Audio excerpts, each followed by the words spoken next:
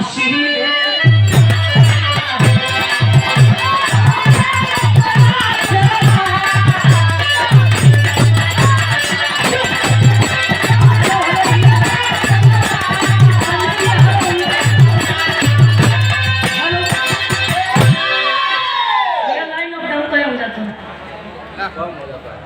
मतलब लोड करेगा कम नहीं होगी कैसे कहाँ पे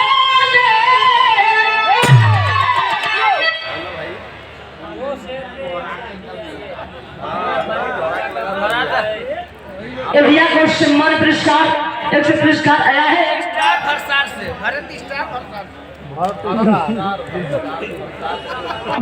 से भरत स्टार जी इस सम्मान में। और ये देखिए आप सम्मानित भरतरथ सभा से आप दीपू पांडे जी की ओर से मजेंसी समाजवादी पार्टी के सक्रिय कार्यकर्ता है भैया ये 5 पदक का सम्मानित किया हमें पुरस्कार।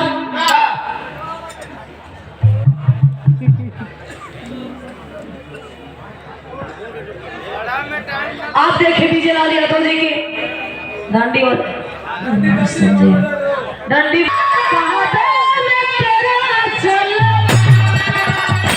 काशी में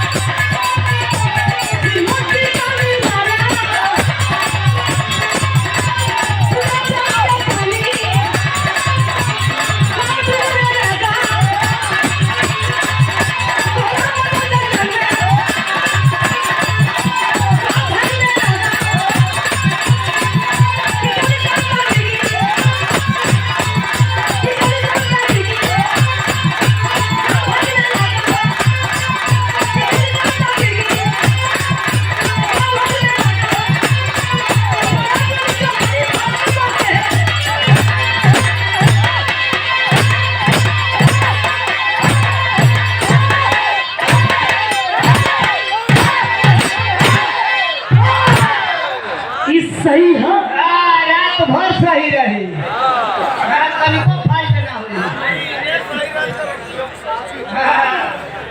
गुरु जी आप वही चंपरास खाए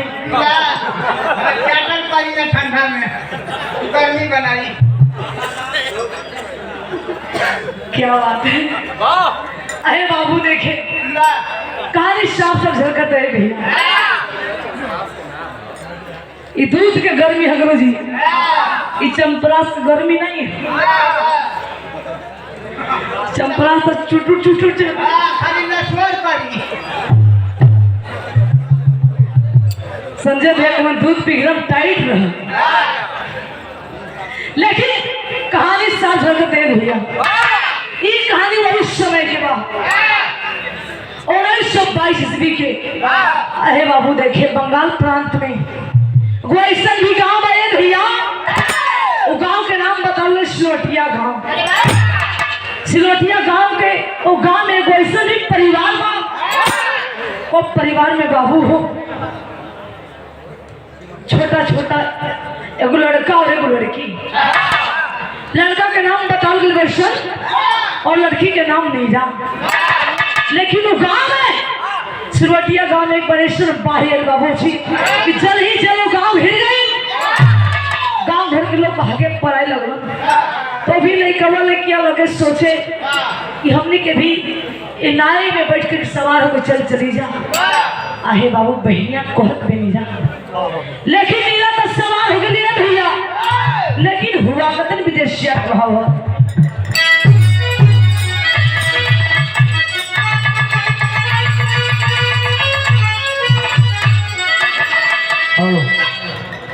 वही रे तूफान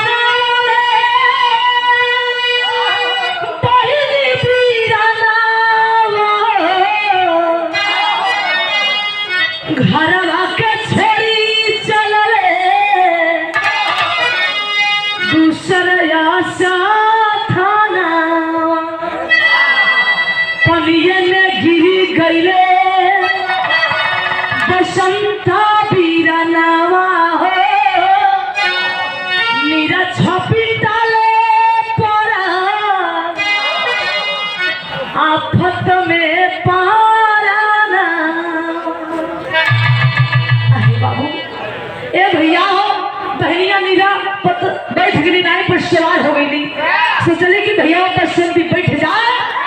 लेकिन बाबूजी ए भैया बसंत के पांव फिसल गए। बसंत पानी में गिरने लगे डूबे। बहनिया लोग गुहार करे कि भैया कोई हमारा भैया के बचा ली। कैसे गुहार करे कहना है क्या।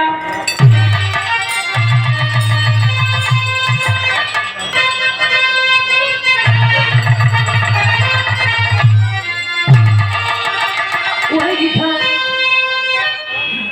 अरे धुरैया के गुजवा धुरैया के गुजवा भूतलिया राजा जवनिया में गरिया छूटलिए। लेकिन वो बहनिया रोड पे भैया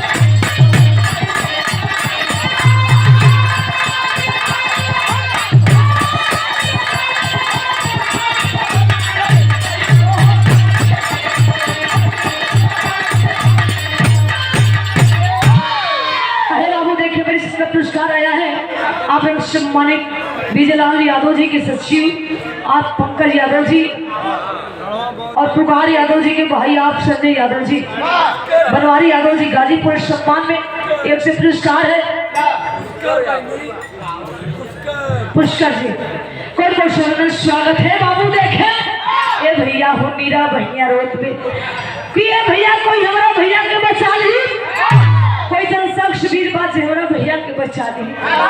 बाबूजी देखे और नीरा लड़की के रवाई सुन कर के अहे बाबू दूसरी नाई पर हमारे नेताजी सुभाष चंद्र बोस जी बाबू कान तक आवाज के लिए भैया हमारे नेताजी सुभाष चंद्र बोस जी पानी में छलांग लगाते हैं और बसंत को बचा ले रहे भैया।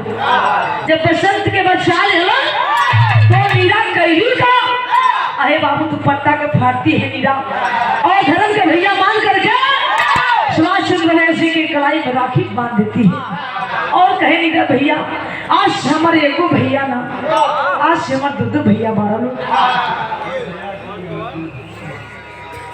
नीरा और बसंत से याद हो गई लगे। बसंत की चिंता सतावे लगल बाबू हो कि बहनिया का शादी ब्याह कैसे करब आज मेरे को फूटी कौड़ी बाना ही देखलन गीत लगल कैसे सोचे बसंत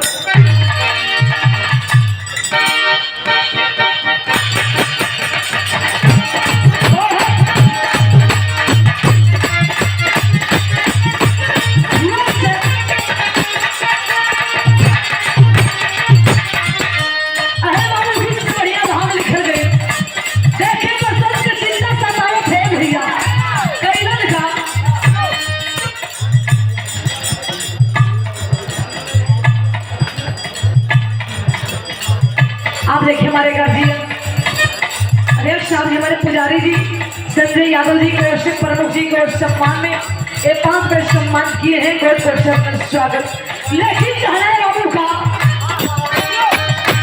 भारी फिक्रिया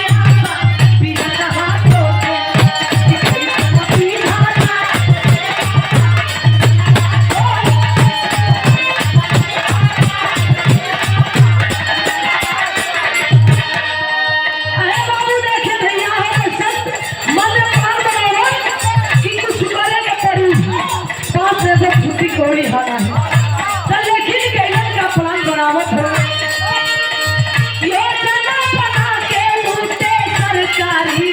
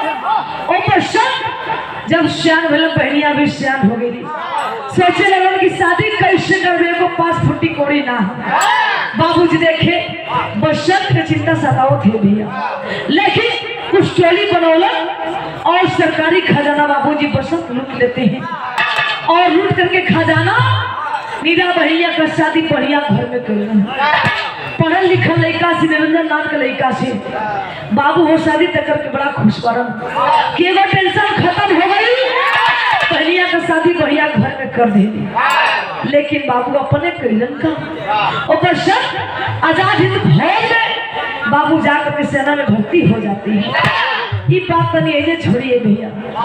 और ना देखे हमारे नेताजी सुभाष चंद्र बोस जी जवान में लगे जज्बा भरने। जागो जवान जागो, अंग्रेजों भारत छोड़ो, तुम मुझे खुद दो, मैं तुम्हें आजादी दूंगा। लगे नारा जगावे, कैसे तने विदेश रहा लगल गीत है।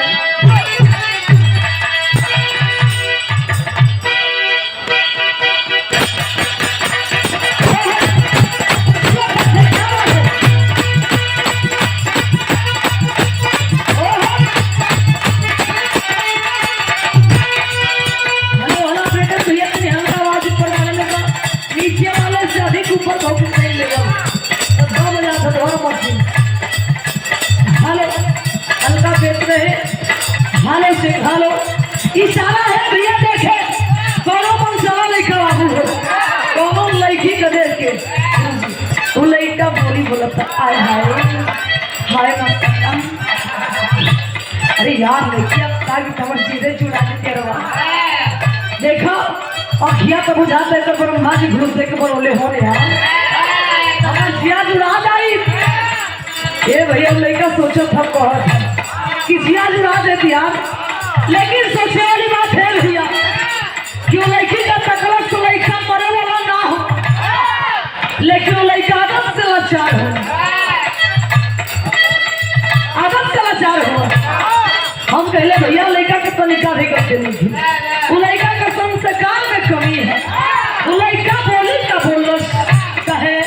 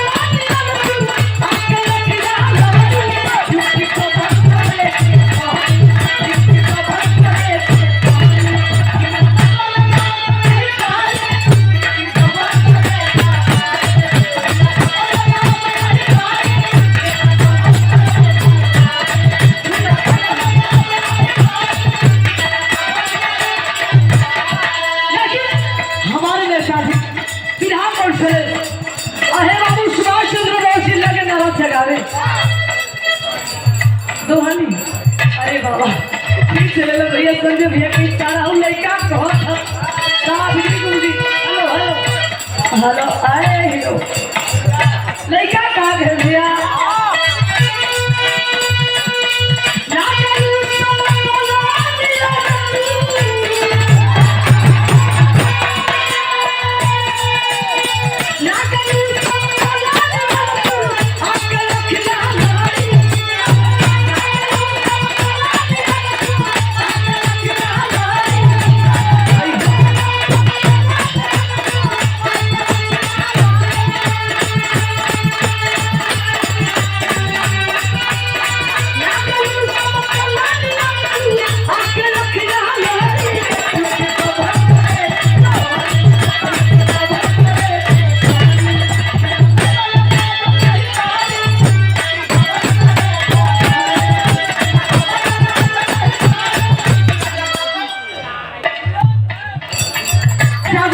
जागो संजय भैया, अंग्रेजों भारत छोड़ो, तुम मुझे खून दो मैं तुम्हें आजादी दूंगा। लगे नाराज है कैसे कहे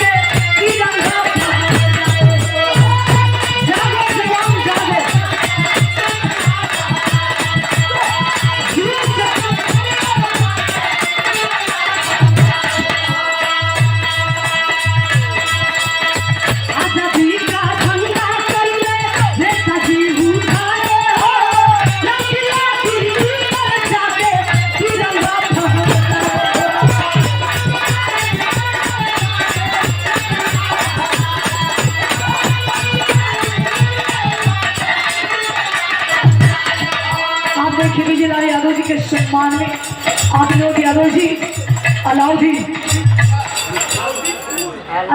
पूरे गांव में। अच्छा हमें टाइटल होती है। अच्छा सॉरी आप देखिए हमारे प्रधान साहब जी की ओर से टाइटल जितने क्या बात है। इस सम्मान प्रधान जी की ओर से ये 5 बार सम्मान किया कोई कुछ शब्द है, लेकिन कहना है क्या, जागो जवान जागो, कहने लगे नेताजी का आजादी का झंडा कर ले नेताजी उठाए हो, लड़कियां दिल्ली पर जाके तिरंगा फहराए हो। जागो जवान जागो,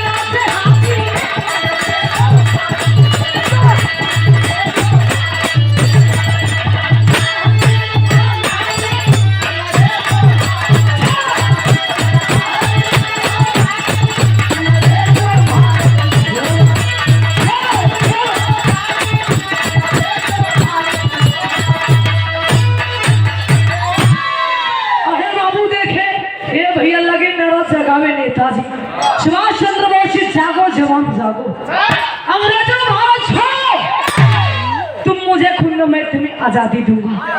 लेकिन बाबू हुआ क्या, तेरी के अंदाज में कहना है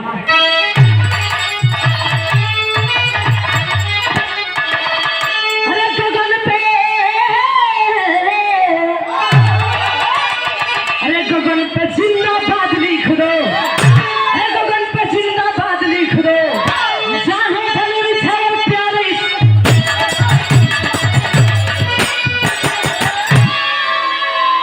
अरे बाबू लेकिन हुआ क्या, क्रांति की आगे तेज हुई। अच्छा आप देखिए बाबा सेवा सदन समिति क्या हमारे सचिव जी गगन यादव जी को इस सम्मान पुरस्कार जो रात अली भैया का सम्मान दीजिए, गगन भैया का नाम पर चालू हो जाए। क्या बात है, और शब्द में स्वागत आप गगन यादव जी, तमाम भैया बाबू के बहुत बहुत नमस्कार प्राप्त हो। लेकिन ये पंचो देखे लगे नारा जगह में हो कहे भैया क्रांति की आगे तेज हुई। अरे क्रांति की आगे तेज हुई, जन जन में सलाम हो गई, वीर शपथ गोला बंद हुआ। लगे सोचे अंग्रेज पापी की एगो लड़का का हिम्मत देखा है दादा, पूरा हिला के रख ले हैं। क्रांति की आगे तेज हुई, अरे क्रांति की आगे तेज हुई, जन जन में सलाम भड़क गई, बाकी जवान आगे आए, इनकरामी लड़ा अकड़ गई।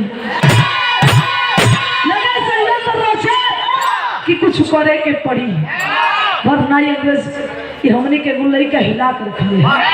लगे सुभाष चंद्र बोस के प्रति षड्यंत्र रचे। अरे बाबू पेलन का वीर शपथ गोल बंद हुआ, अरे वीर शपथ गोल बंद हुआ, गोरे का माथा फेल गया। क्रांति की आवाज बुलंद हो, अरे क्रांति की आवाज बुलंद हो, पकड़ सुभाष को जेल दिए। अहे बाबूजी कुछ ऐसा षड्यंत्र रचना और सुभाष चंद्र बोस जी के भैया जेल में लोग बंद करवा दे। जेलवा में गिरन बाबू हो, जेलवा में केकरा से भेंट भई, वही लइकवा बसंत ले लागल। बसंत कह रे भैया तू कैसे, अरे भैया तू कैसे, तू मैं होखे लगल बाबूजी। तो बसंत बतौलन किए भैया हम तो बहनिया का शादी करे खातिर चोरी में गिरफ्तार हो गई, लेकिन सुभाष भैया तू कैसे। अहे बाबू बतौलन नेताजी सुभाष चंद्र बोस जी, भाई हम कोनो जुर्म ना कैले हैं, लेकिन बाबू हुआ क्या, दोनों जवान मन में प्लान बनावत हो। अब प्लान बना के कैलन का तनी विदेश के भाव में कहना है।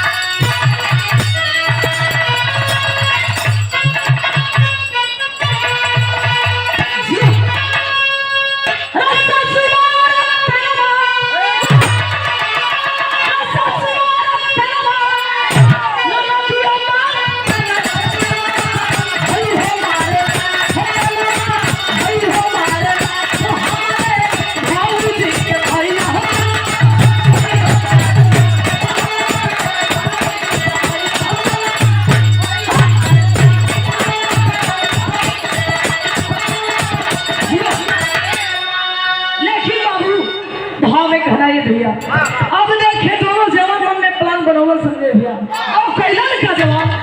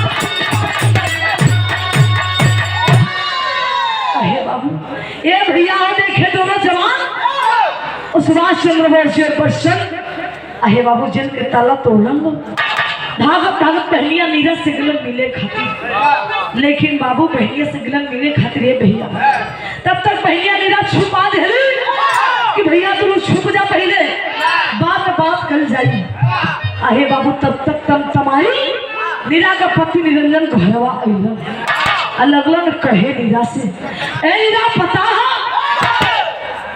5,000 रुपए इनाम रखल गई बा जे सुभाष चंद्र बोस के जिंदा या मुर्दा पकड़वा दे ओके 5,000 रुपए इनाम में मिली ये बतावा तुम्हारे जे धर्म के भैया मारे लू वही के ना घरे इतने पहलिया बाबू मेरा सुनली खेरे हमारा भैया के बारे में सोचत रही अहे बाबू नीरा हाथ जोड़ के बात कहली का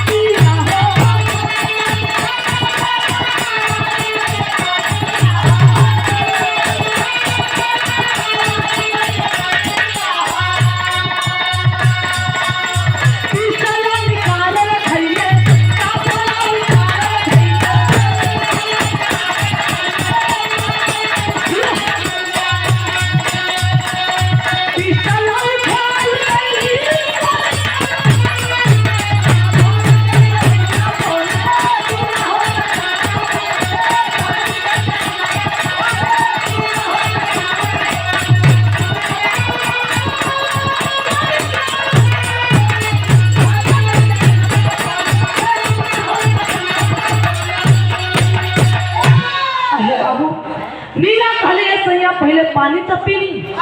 बाबू देखे निरंजन कैलन का पिस्टल उतार के धैलन, कपड़ा उतार के धैलन। बाबू हो बारो हिंद खिलाड़ी नहीं हो। अहे बाबू जिल्ला सोच जाती है कि भले तू जमा की जिंदगी जिले है हर जुर्म साले, लेकिन ऐसा के देश के गदार पत्ती हम केना चाहिए। बारह नारी देखे नीरा कैली का आहे पंचे पिस्टल उठौली अपना पति निरंजन पर। बाबू हो निशाना सरे आहे बाबू जही गोली की आवाज भई एक पंचों में शक और सुभाष चंद्र बोस जी ने तुरंत निकल घरवा बहनी। अरे बहनी का कही, अरे बहनी का कही नहीं गलत बात है, आप खुद घड़ी देख लीजिए कितना समय हो गया। बस बस आखिरी है, सही बात है, सही बात। बस बस भैया 2 मिनट। अरे बाबू देखे ये भैया जब लगे सुभाष चंद्र बोस जी और बसंत लगे कहे अरे बहनी का कही और नीरा कहती है कि भैया भले विधवा की जिंदगी जिले हम, लेकिन ऐसा देश के गदार पत्ती हम कहना चाहिए। बाबू हो और गोली की आवाज भेज तो नीरा कहे भैया तू लोग भाग जा, हमारी चिंता मत करो लोग। अहे बाबू इतने बतिया सुन के बसंत भी कहे सुभाष चंद्र बोस जी भैया भाग जा, भाग सुभाष भैया वरना क्रांति की आग धीमा हो जाए। कैसे कहते आखिरी भाग कह रहा है का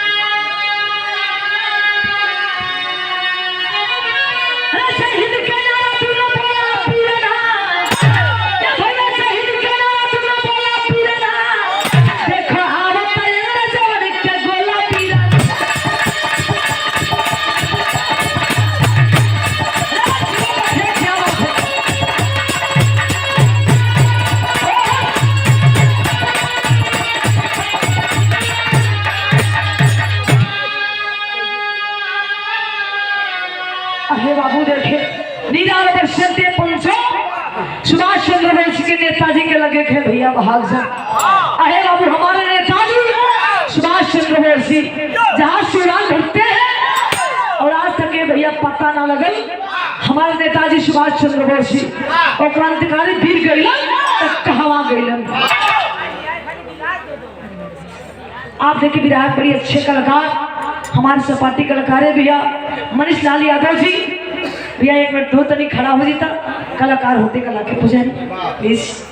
आप हमारे भैया के नाम पर जो डांस अली भाई का सम्मान दीजिएगा, जो डांस अली होना चाहिए कलाकार के नाते। पुरस्कार है स्वागत लेके जाए बाबू भैया इतने बतिया कहली और बरसत हमारे नेताजी सुभाष चंद्र बोस जी जहाँ चुनाव भरते हैं। अहे बाबू आज तक पता ना लगल कि क्रांतिकारी वीर जवान सुभाष चंद्र बोस जी कहाँ गए। तो आखिरी भाव में कहना है क्या और नीरा बसंत बाबू घरों में आग लगा के अपन जान की कुर्बानी दे रहे भी हमारे भाई बहन का प्यार। तो कहना है था राजपाल सदगुरु स्वामी राधा जी बोला श्रीनाथ